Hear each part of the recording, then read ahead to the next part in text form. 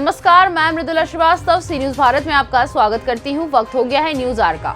हेमंत सरकार के कार्यकाल के 3 साल पूरे होने के उपलक्ष्य में 12 अक्टूबर को आपकी योजना आपकी सरकार आपके द्वार कार्यक्रम की शुरुआत की गई थी, जिसका दूसरा चरण 1 नवंबर से शुरू किया गया। वहीं दूसरे चरण के तीसरे दिन बुधवार को आपकी योजना आपकी सरकार आपके द्वार कार्यक्रम में भाग लेने मुख्यमंत्री हेमंत सोरेन साहिबगंज पहुंचे। कार्यक्रम का आयोजन साहिबगंज पुलिस लाइन मैदान में किया गया, जहां दोपहर करीब 2 बजे हवाई अड्डे पर कार्यक्रम की शुरुआत दीप प्रज्वलित कर की गई और साथ ही 104 करोड़ 81 लाख रुपए की योजनाओं का शिलान्यास व उद्घाटन किया गया।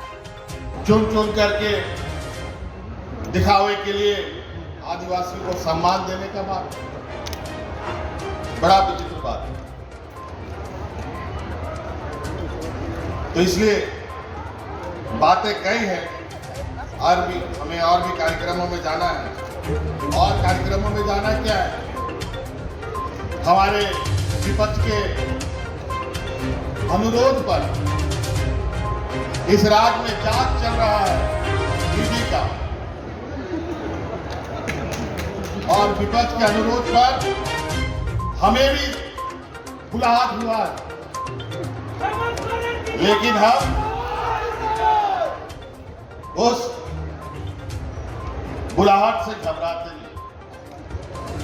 हमें भी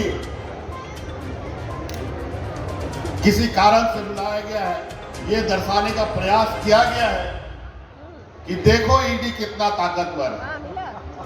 सोनिया गांधी को बुला सकते हैं, राहुल गांधी को बुला सकते हैं, तो मुख्यमंत्री को भी बुला सकते हैं, कोई बात नहीं। उसका जवाब भी हम लोग देंगे। और इससे अगर इनको लगता है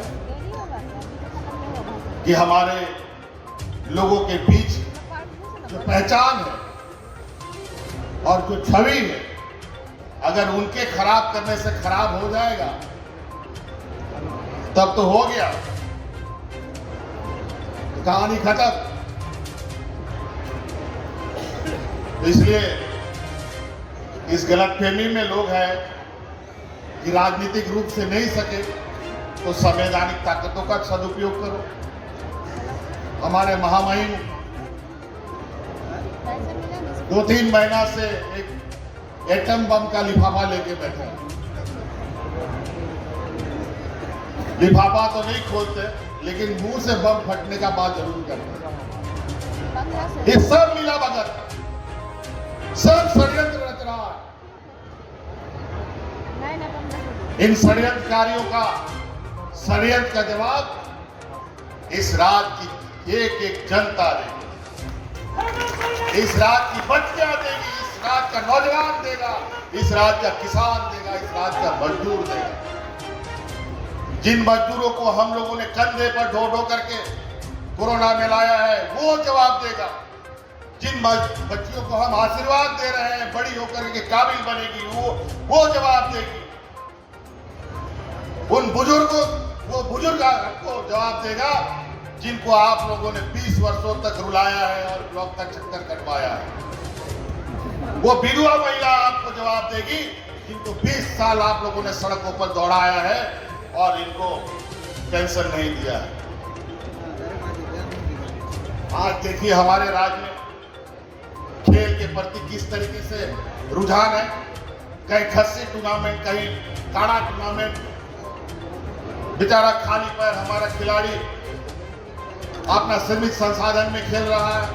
स्थानीय जनप्रतिनिधि होने के नाते और इस सभागार में हमारे नगर परिषद के चेयरमैन साहब बैठे हुए हैं नीचे में, और वाइस चेयरमैन साहब श्री रामानंद साह जी का भी अभिवादन करते हुए हम ये आग्रह करते हैं कि चूंकि स्थानीय जनप्रतिनिधि होने के नाते कि माननीय मुख्यमंत्री जी साहिबगंज जिले के बहुत विनम्रता से आग्रह करते हैं।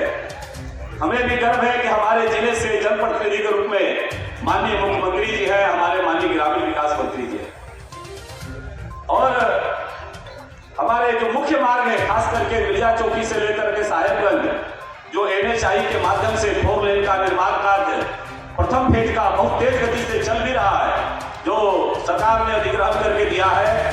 पूर्व में इसी प्रकार से एमए शेट्टी के कारण हमने आपके संज्ञान में लाया था। पुनः आपसे हम आग्रह करते हैं कि वो एमए शेट्टी पूर्व की सरकार के माध्यम से एमए शेट्टी की बदहाल सड़कों को भी पीडब्ल्यूडी के माध्यम से तत्काल बनाने का काम हुआ है।